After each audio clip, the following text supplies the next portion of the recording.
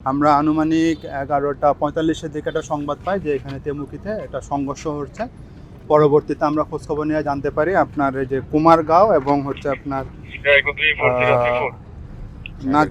সাহেবের গাঁও, এই দুইটা গ্রামের মধ্যে দুইটা বাচ্চার কথা কাটারে কেন্দ্র করে সংঘর্ষ হয়। পরবর্তীতে কুমারগাঁওয়ের লোকজনের সাথে আপনার নাজিরের গাঁও এবং সাহেবের গাঁওয়ের লোকজনের সাথে ছড়ার গাঁও এবং কালের গাঁওয়ের লোকজন যুক্ত হয়ে সংঘর্ষে লিপ্ত হয়। পাশাপাশি আপনার ইট পাটকেল নিক্ষেপ করার কারণে কিছুক্ষণের জন্য যান চলাচল বন্ধ ছিল। পরবর্তীতে পুলিশের স্ট্রাইকিং ফোর্স এবং মোবাইল ফোর্সের উপস্থিতিতে পরিস্থিতি কিছুটা শান্ত হয়। পাশাপাশি হচ্ছে আপনার বাংলাদেশ সেনাবাহিনীর 4টা মোবাইল টিম আসে এবং আমরা পরিস্থিতি নিয়ন্ত্রণে সক্ষম হই। এখন পর্যন্ত এটার সাথে কোনো ধরনের অন্য কোনো সংশ্লিষ্টতা পাওয়া যায় না। বিভিন্ন জায়গায় আমাদের কাছে তথ্য চাওয়া হচ্ছে যেটার সাথে নির্বাচনে কোনো সংশ্লিষ্টতা আছে কিনা।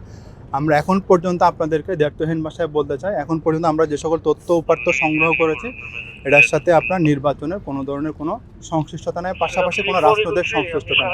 সিলেট মেট্রোপলিটন পুলিশের মাননীয় কমিশনার মহোদয়ের সার্বিক তত্ত্বাবধান এবং ডিসি উত্তর স্যারের সার্বিক নির্দেশে আমরা এই বিষয়টা নিয়ন্ত্রণে আনতে সক্ষম হয়। পাশাপাশি আপনার ইট পাটকেল নিক্ষেপে যে কয়েকজন আহত হওয়ার সংবাদ আমরা পাই, তাদেরকে আমরা তাদের তথ্য সরবরাহপূর্বক আপনার এই ঘটনার রহস্যটা উদ্ঘাটনের আমরা চেষ্টা করছি এবং পাশাপাশি আমরা আমাদের তথ্য উপাত্ত সংগ্রহ করার চেষ্টা এখন পর্যন্ত অব্যাহত আছে।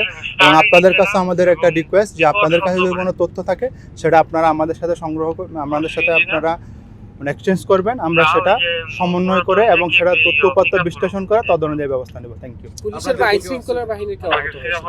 এখন পর্যন্ত আমাদের এই কোনো তথ্য না, তারপরে যদি কেউ হয় সেটা আমরা আপনাদেরকে জানাবো।